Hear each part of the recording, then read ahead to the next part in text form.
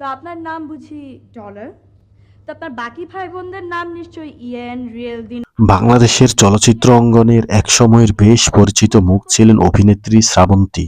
৯০ দশক এবং পরবর্তী সময়ে বাংলা সিনেমায় নিজের উপস্থিতি দিয়ে দর্শকদের নজর কেড়েছিলেন। তিনি বিশেষ করে জনপ্রিয় চলচ্চিত্র রং নাম্বারে অভিনয়ের মাধ্যমে তিনি ব্যাপক পরিচিতি লাভ করেন সারা বাংলাদেশে। সেই সময় তার অভিনয় সৌন্দর্য এবং পর্দার উপস্থিতি দর্শকদের মধ্যে আলাদা আগ্রহ তৈরি করেছিলেন। অনেকেই মনে করছেন তিনি দীর্ঘ সময় চলচ্চিত্রে রাজত্ব করবেন, কিন্তু সময়ের সঙ্গে সঙ্গে তার জীবন ও ক্যারিয়ারে আসে বড় পরিবর্তন। চলচ্চিত্র অঙ্গনে কাজ করার সময় সঙ্গীত শিল্পী পার্থ বড়ুয়ার সঙ্গে তার সম্পর্ক এবং সংসার নিয়ে বেশ আলোচনা হয়েছিল। এই জুটিকে ঘিরে মিডিয়ায় নানান খবর প্রকাশিত হয়, তবে পরবর্তীতে তাদের ব্যক্তিগত জীবন দূরত্ব তৈরি হয়েছে বলে বিভিন্ন সময় শোনা যায়। এরপর ধীরে ধীরে শ্রাবন্তী অভিনয় জগৎ থেকে দূরে সরে যান। বর্তমানে তিনি দেশের বাইরে বসবাস করছেন বলে জানা যায়। সামাজিক যোগাযোগ মাধ্যমে তার ভিডিও পোস্ট নিয়ে আলোচনা দেখা যায়। অনেকেই বলছেন একসময়ের জনপ্রিয় এই অভিনেত্রী এখন আগের মতোই মিডিয়ায় সক্রিয় না থাকলেও সোশ্যাল মিডিয়ায় নিজের উপস্থিতি ধরে রাখার চেষ্টা করছেন। বিশেষ করে ছোট ছোট ভিডিও লাইভ কার্যক্রমে